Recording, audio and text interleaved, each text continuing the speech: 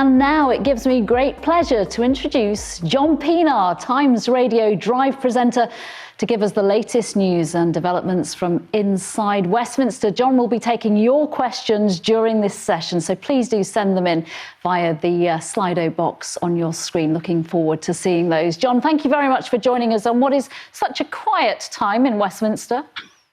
Yes, so it is, Nina. Look, thank you for that introduction, and thank you for the invitation to join you at the Renewed conference this morning. It was interesting, wasn't it, to listen to Nadine Dorries just a few moments ago, a kind of ticking off point from this conversation.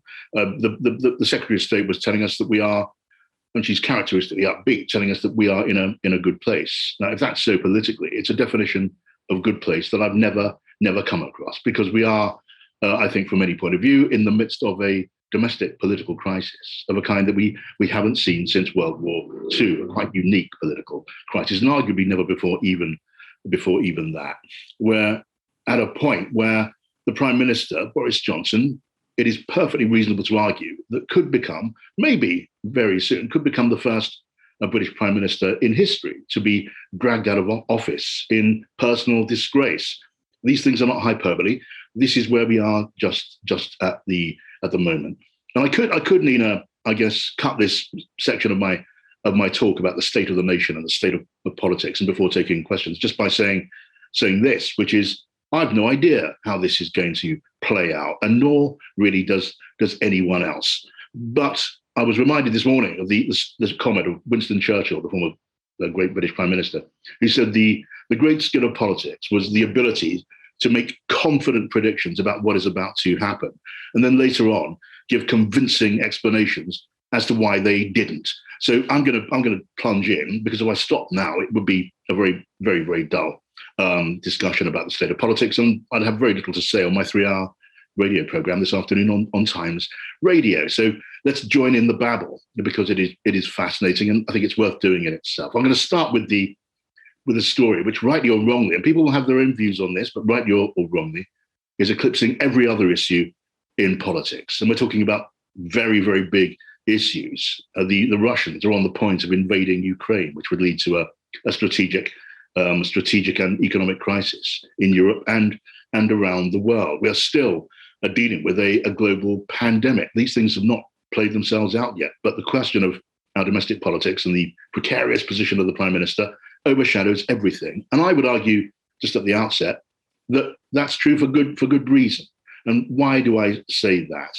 Because Partygate, I hate political crises with the suffix "gate" attached to them, which has happened very regularly since Watergate, but I'll use the expression anyway. Partygate, I think, is all about trust and integrity in government at the very, very top. And for me, and I think for very many other people on all sides of the political spectrum, this stuff matters. We know, and you will know this, I mean, you're following the news, you will know perfectly well that after time and time again denying that there were parties in or around Downing Street, we now know that there were north of a dozen parties in and around Downing Street. We now know that these parties included a garden party in number 10 Downing Street itself, which followed an invitation from the Prime Minister's principal private secretary to 100 officials around government, inviting them to come and enjoy the sun, and I'm quoting now, "bring your own booze." And that took place, you'll know, on the day that the Cabinet Minister, Oliver Dowden, went to the podium at number 10 Downing Street and told the country not to do anything of the sort, that if they were to have parties of their own of any kind to gather at all for any social purpose outside their own household bubble, they would be subject to a police raid and a very heavy fine. We now know also that on the night before the funeral of Prince Philip, the Duke of Edinburgh, and the picture of the Queen at Windsor, in the chapel at Windsor, on her own at that memorial service, is indelible. The night before that took place, there were rowdy parties in number 10 Downing Street. There was a DJ operating, an official who took the laptop and did the job of a DJ. There was plenty of booze, so much booze that it needed to be brought into Downing Street in a suitcase, having been surreptitiously brought at the nearby supermarket. And we know that went on for many hours, and there was such raucous partying going on that the children's swing, the child swing, Wilfrid Johnson's little swing in the Downing Street garden was broken. And there were other parties too. And most recently, the news of a birthday party for the Prime Minister himself in the cabinet room, a birthday cake, singing of happy birthday. This in the room where the various rules are banning lockdowns, banning birthday parties or anything of the kind, where that was signed off by the cabinet. So when I hear, and we are hearing, I think today, yesterday on my program, no doubt later on today on air and in print, you'll be hearing members of Parliament and government ministers saying, look, what is the fuss about? It's just a cake, for goodness sake. Would it be absurd to bring down our national leader at a time of political crisis at home and abroad over a birthday cake? Remember, arguably, it's not about a cake at all. It is about trust. It is about the idea, the perception, which is beginning to sink in. I think it pretty much has sunk in, that there was one rule for those at the top of government and another rule for everybody else. And the response to that, judging by all the opinion polls, all the anecdotal evidence, by every time I step on a train and listen to the conversation around me, or step into a taxi cab and have a chat with the driver, the reaction has been one of rage. And that's significant in politics. That's significant in politics. And I'll come to that in a moment. So having got to where we are, you'll also know that the police, Cressida Dick, the Metropolitan Police Commissioner, has now announced that there'll be a police investigation into lockdown breaching. And now, as I speak, we are waiting for the senior civil servant, Sue Gray, to deliver her verdict in her report on the whole thing. And we also know that the process of that report being published, a key moment in this crisis, that's being delayed by wrangling between government lawyers, civil servants, and the police involved too on what might and might not be published. And while we wait for that, and everyone in politics has a stake in what is allowed to be published, and there'll be a row if anything but the full truth of this is not fully published. While all of that is going on, the minds of Conservative MPs at Westminster are turning over with a very difficult dilemma. They are divided. They're split into different camps. There's a camp which is thoroughly loyal to the Prime Minister and will stay that way. There's another camp which is thoroughly mutinous against the Prime Minister. And there's the decisive camp, let's call them the swing voters, who are tortured, as I see it, between fear of the turmoil that follows dragging down a serving Prime Minister and triggering a leadership contest in the middle of the crisis we're talking about. And there's the dread of keeping a Prime Minister who has lost the trust of the British public in the way that all the polls suggest has been the case. And that's very difficult for them. It's between fear and timidity and personal dilemmas and anguish. And that has yet to play out. When we finally see this reporter, Sue Gray, they'll start to make their minds up, those that have not made their mind up already. And on that, we'll know then, or soon afterwards, whether the required 54 letters of no confidence are submitted to the chair of the 1922 committee, the backbench committee of MPs. It's chaired by an MP called Sir Graham Brady, you probably know. And remember this, whenever you hear, and you'll have read a lot of speculation and confident predictions of how many letters are piled up at any one time, nobody knows how many letters are piled up at any one time. I interviewed Graham Brady a while back, and he told me not even his wife knows how many letters are in his safe or emails in his inbox. So we don't know how close we are to the tipping point of triggering a no confidence vote. But when that time comes, the thing will be played out. So while we wait for that, just a word or two about the other important factors in play in this crisis. Yes, we wait for the report, but if it drags on over the weekend, and it's conceivably possible that it may be that we hear about the Sue Gray report as early as this afternoon. But it begins to be possible that it may drag over the weekend. And if that's the case, we'll then look out for more leaks, more photos of partying in Downing Street. Look out possibly for more opinion polls. And if there are more opinion polls, and there will be over the weekend, expect them to be grimmer and grimmer from the government and the Conservative Party's perspective. Their ratings have been going south very steeply. Boris Johnson's ratings have almost collapsed. And that effect is seen most vividly in areas of the country that the Conservative Party won from Labour at the last general election, including the so-called red wall areas, where the slump in Tory support has been at its most pronounced. And that's to say nothing of other wild cards. Is it possible that we could see the players who swear they have no interest in Boris Johnson's job, sitting at the cabinet table, but have every interest in taking Boris Johnson's job. And I'm thinking here of the Chancellor, Rishi Sunak. I'm thinking of the Foreign Secretary, Liz Truss. Is it conceivable that they may make a move, just say something which stirs the pot, even contemplate resignation? I wouldn't expect that, frankly, but it wouldn't take much to get this simmering pot to boiling point. And so here we are. We wait to see what's going on. I this afternoon are going to be, without knowing where we're going, and I don't think anyone can really truthfully claim that they do, I'll be talking to MPs, I'll be talking to pollsters and pundits, and just trying to peer into the dense fog of the future in British politics just at the moment. And I said at the outset, this is pushing other things off the agenda, which ought to in any normal time. I wonder if anyone listening to this even remembers something called normal, because I've pretty much forgotten.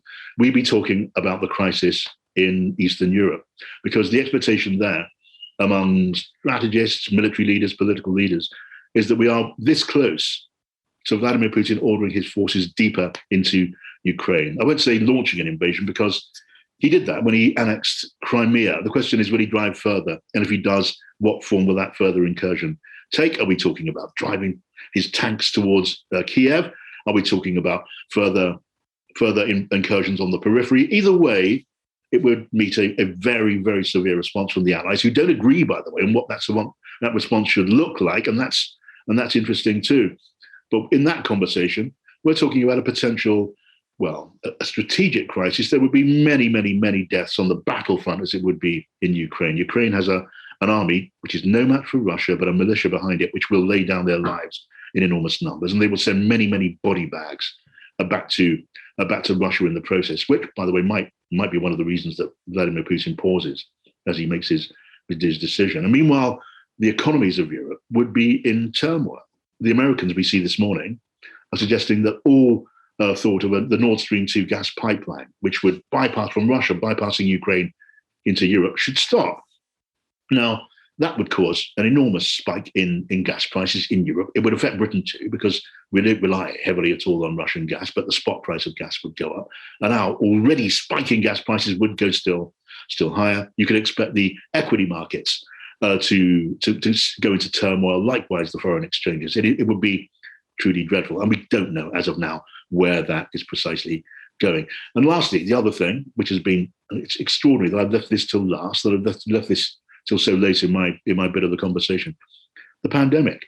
We are in this country, England certainly, but the other countries of the United Kingdom are now joining in the very forefront of pushing towards what was freedom in all of this, lifting pretty much all restrictions, while the rest of Europe and the rest of the world look in from outside, either perplexed or bewildered, envious, and wondering, as we all wonder, how that is going to play out too. So far, depending on your point of view, the cost has not been anything like as great to our public health and our health service as was originally feared. But this has some way to go to. And there were big, big questions behind that. I'm going to pause in a moment, Nina, which have to do with policy, which has to do with the NHS and funding the NHS, which has to do with the cost of living, which is, quite aside from Partygate, is going to be the dominant domestic political theme of this coming year.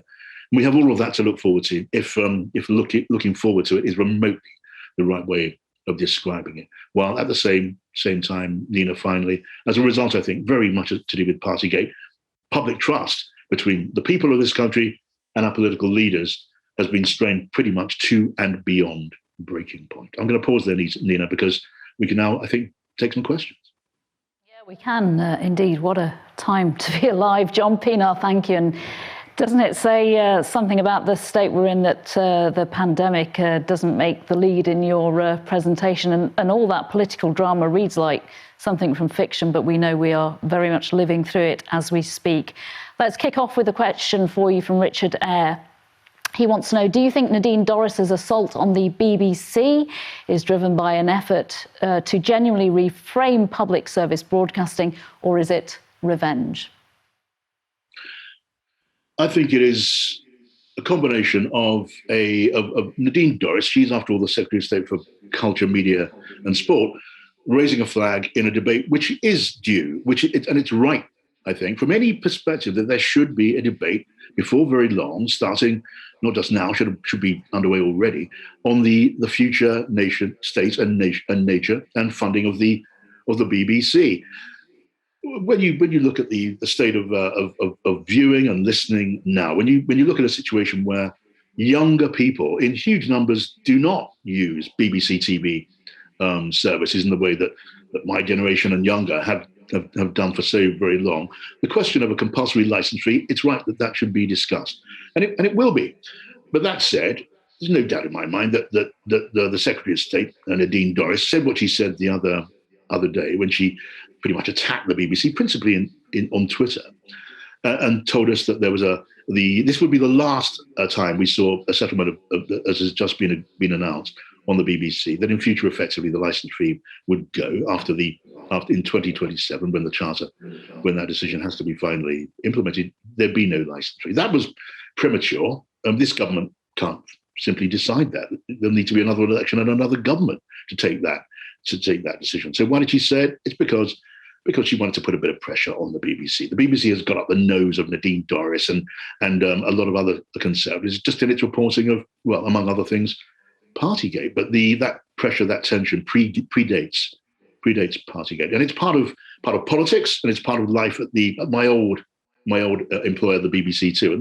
And both politicians and the BBC are very well used to it. In the end, it won't be for Nadine Dorries, as I think Tim Davie, the Director General of the BBC, has just pointed out, to decide the future of BBC funding on her own. The public will be part of that discussion. It'll be a complex and very sensitive discussion, but that discussion will have to take place, and it will be uncomfortable, I think, for the BBC as well as for everyone else. Yeah, absolutely. Right, a question come in from Steve Davis for you. What odds would you give on Boris still being Prime Minister on April the 1st? He says a date he chose at random. I presume he's talking about 2022, but who knows? What odds would I give? I mean, I could perfectly well give what I would hope to be a convincing answer of all sorts of kinds to that question. I'm going to go back to what I said at the beginning, which is that I really just don't know. And when one is asked to give odds and the answer is I don't know, you end up saying 50-50. So I'll say 50-50. I can imagine a situation where when the Sue Gray report comes in, even if it's heavily redacted, there's enough there to cause wavering, worried Conservative MPs to say, look, enough of this. We have to lance this boil, put in their letters to the chairman of the 1922 committee. There is then a vote of confidence in the Prime Minister. And that vote of confidence, despite very widespread predictions that you couldn't get more than half of Tory MPs to vote against Boris Johnson, but they do in fact vote against Boris Johnson, because it is much, much harder, I think, to put in a letter of no confidence where you might be spotted, you might be sticking your neck out, than to vote when that vote takes place to get rid of it. And the consideration is very different there. The gamble of sticking with the Prime Minister, who is going to be damaged by that vote whenever happens, at a time of opinion polls that look dire, there's a greater temptation, I think, to sack the Prime Minister than keep it. So that's one of those 50%. The other 50% is the risk and the danger of moving against him. The reluctance of Conservative MPs to throw their party into turmoil when they don't know collectively, mind you, they never do in any leadership election, when they don't know who they'd like to replace Boris Johnson, be it Rishi Sunak or Liz Truss or any one of a number of other possible candidates. And here's a thing, Nina, when the contest comes to replace Boris Johnson, there'll be a bigger field than the Grand National at Aintree. You'd be amazed at the number of Conservative MPs when this time comes who have either delusions that they're in with a chance or just want to throw their hat into the ring in the hope of coming out of the contest with a bit more profile and kudos than they went in. It's always someone you don't think about, isn't it? And as you said, who knows when even Graham Brady's wife doesn't know. Aisling Conlon wants to know, what effect do you think the current news from Westminster is having on the UK's reputation around the world? Key question there. Yeah, nothing good. I mean, I think nothing but harm. And we could debate how much harm, but the answer is nothing but harm. If you scan the headlines of news outlets around Europe and the world, the tone, and it grieves me to say this, the tone is one of derision, the one as if this country has become something of a joke. And there's been that view, I think, for some time now, maybe some years. But the Partygate scandal has just put a tin lid on the whole thing. There's certainly, there's another side to this coin, which the political classes, the leading political classes of Europe, look at what's happening in this country with the pandemic, I think, and look at it with a certain amount envy. They would love to be, I think, in a position to be able to convincingly say to their electorates that we're on our way out of this. We can start lifting freedoms, and that some of that is going on around Europe. Denmark, for example, is on its way today to lifting all freedoms. But elsewhere, there is envy mixed with a certain amount, I think, putting it very simply, of resentment. And we remember the tension between this country and France, for example, during the vaccine rollout, when the French president showed all sorts of skepticism and hostility to the use of the AstraZeneca vaccine. And I think it's reasonable to say that had something to do with the fact that France didn't have it, and there was harm inflicted by that. Trust in AstraZeneca fell, and that was very harmful in parts of the world, in Africa, for example, where they needed any vaccine, and still do, they could get their hands on. So I think international motives and thoughts as they look inwards, look at this country, are mixed. There's a great deal of envy and resentment in there too. And the reputation of the country, on any analysis, I think has sunk. Yeah, we've got Downing Street being investigated by the police. Just a quick one from me. Do you think we will see the Sue Gray report published in full? Lots of speculation today that might not happen. We've been talking for 15 minutes. It could have all changed while we've been talking. Yeah, good point. I need to look at Twitter and see if it's actually been published. But in the meantime, Nina, the simplest answer to that is, I don't know. I don't know. I think, as far as I'm aware, it's still being wrangled over. But what's going on in that discussion, I have absolutely no clue. I do think it's a very important question. I mean, there is a view out there, and people have different views of this. There's a view that if the report is heavily redacted, that's the worst thing possible for Boris Johnson, because the whole thing stays in the air. We wait for the police report and the full publication of the Gray report, and things just keep on simmering and boiling, and maybe Tory MPs feel they've had enough of this. It's time to lance the boil, get rid of the leader. Equally, you could say it gives the Prime Minister time. It buys him time and space, which is something he needs now more than anything else. More time for the team around him to work on those Conservative MPs with doubts in their minds. More time for those MPs to have second, third and fourth thoughts. So look, this cuts both ways. I merely set out, the balance here without any attempt to tell you how it's going to work out. Well, if we go for the long grass option that you've just mentioned, then a question from Tessa Goodling. She wants to know, if Boris survives this debacle, do you think he will change his leadership style, and do you think the public will ever trust what he says again? So two things there. I think if he survives this, the personnel in Downing Street will change significantly. I think there would be, there'd be quite large-scale departures of very senior people. That's stated pretty much openly now by those around the Prime Minister. It's certainly stated among Conservative MPs that that's what they want to see. People like the Chief of Staff, people like the Principal Private Secretary, there'd be vacancies, I think, for those jobs, and more jobs too. And there'd be promises of a more inclusive. So this is for sure. There'd be promises by the Prime Minister, I think, when he makes his eventual statement, which you can also, Nina, be sure is going to be absolutely laced with apologies. There will be more apologies than you can count, and there will be promises behind the scenes at Westminster, and pretty openly too, that there'll be a new way of doing things. So that's going to happen. Maybe the deeper question is, will the Prime Minister himself change his ways? And I'm not the only one, I'm deeply, deeply sceptical about the ability of the Prime Minister to change the way that he does what he does. The characteristic chaos which he's cultivated as a means of governing things. He was being quoted as saying, good thing about chaos is everyone has to look to me as the one in charge. Now, maybe he will promise to change all of that, be more collegiate, have a wiser head at his right hand who he might actually listen to. But, I'm not convinced that the Prime Minister can or will change his ways. And as to the level of public support for the Prime Minister, we'll see. Obviously we don't know. But I keep remembering the day in 1992, which came to be known as Black Wednesday. On that day, a sterling crisis and an interest rate crisis led to Black Wednesday, and the result of that was a complete collapse in economic trust in the competence of the government. It crashed vertically, and it flatlined for years afterwards, simply for years until the moment of the 1997 general election. When trust is lost, it is very, very hard to regain. And I think it is at least possible that we're now seeing the equivalent of a Black Wednesday for Boris Johnson. Goodness. Look, I've got time for 2 quick questions, if you will, John. Sophie Broadbent wants to know, how does trust in our government compare to trust in the media and advertising? Well, I mean, trust in politics is in a very poor place. There was an opinion poll yesterday by Ipsos Mori, and this really caught my eye, which was that behind the pandemic, trust in our politicians was placed second. It was the second most important factor on the minds of people as a problem facing the country, trust in politicians. And I don't recall ever quite seeing that. Now, having said that, we as a people, we've never especially trusted politicians. We've been skeptical for as far back as you can possibly remember. I mean, go back to 1830.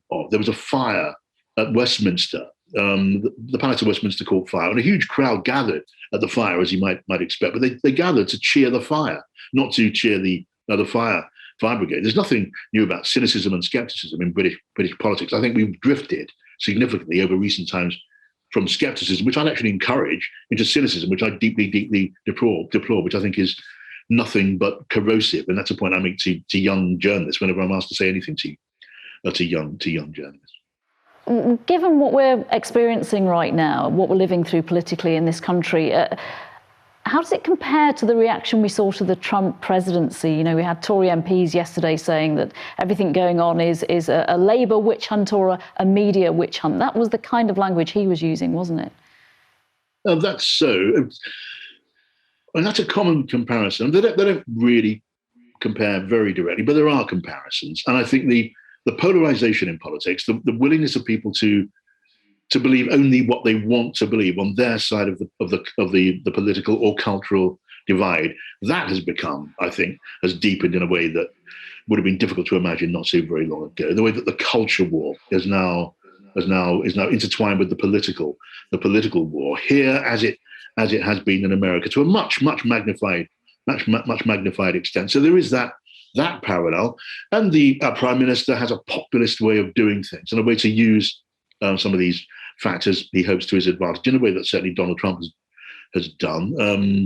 It didn't work at the last election for him. He was turfed out, but the battle goes on in America in a quite extraordinary way, and the defeated former president is now still the most powerful person in politics on the Republican, the right-wing side of American politics. So some parallels, but not total parallels. I think it's right to point to the similarities there.